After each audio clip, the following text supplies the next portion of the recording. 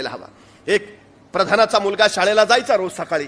शाळेला जाता जाता राजवाडा वाटेत लागायचा आणि त्या प्रधानाच्या पोराला शाळेला जाताना बघितलं की राजा त्या मुलाला हाक मारून बोलवायचा, ए इकडे ये.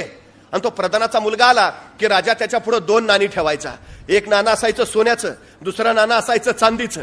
आणि राजा प्रधानाच्या मुलाला विचारायचा, ह्यातलं जे मौल्यवान नाणं असेल ते तू उचल, यातलं सर्वोत्तम मौल्यवान नाणं तू जर ओळखलंस तर उचललेलं नाणं तुला. आणि तो प्रधानाचा मुलगा मग एका हातात राजाच्या सोन्याचं, दुसऱ्या हातात चांदीचं. तो प्रधानाचा मुलगा चांदीचं नाणं उचलायचा. राजा म्हणायचा, प्रधान एवढा हुशार पण पोराच्या डोक्यात काय भेजा नाही, त्याला मौल्यवान काय तेच कळत नाही.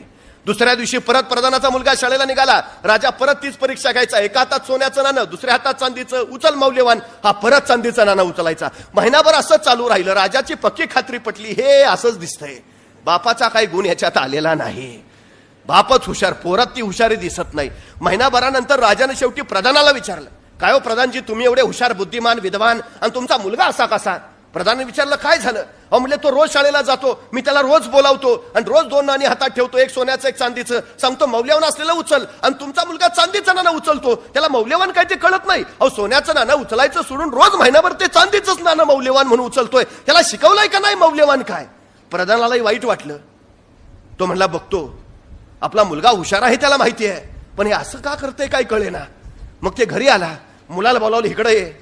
अरे मुलं वडिलांचं नाव रोशन करतात, तू काय घालवायला आलायस का? तुला एवढा शिकवून तयार केला, तुला मौल्यवान काय ते कळत नाही. अरे महिनाभर राजा तुझ्या पुढे 2 नाणी ठेवतो, एक सोन्याचं एक चांदीचं, आणि तू सोन्याचं नाणं उचलायच्या ऐवजी चांदीचं नाणं उचलतोय, तुला मौल्यवान कळत नाही. एवढा ऐकल्याबरोबर पोरगा म्हणला, बाबा जरा थांबा. आत गेला, एक बरणी घेऊन आला. बरणीत सगळी महिन्याची साठलेली चांदीची नाणी होती. आणि तो बाबांना म्हणला, ही महिनाभरची कमाई आहे. तुम्हाला काय वाटलं, राजा मला खेळवतोय? महिनाभर मी त्याला खेळवतोय.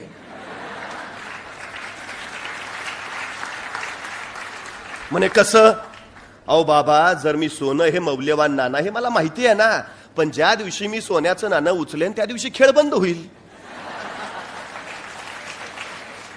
एका सोन्याच्या नाण्यासाठी ही महिनाभराची चांदीची नाणी कशाला घालू? बुद्धिमान असण्याची व्याख्या काय आहे? आपली बुद्धिमत्ता जे दाखवून देतात ते बुद्धिमान नव्हे. आपली बुद्धिमत्ता न दाखवता त्या बुद्धिमेचा वापर करून आपला फायदा करून घेतात ते खरे बुद्धिमान.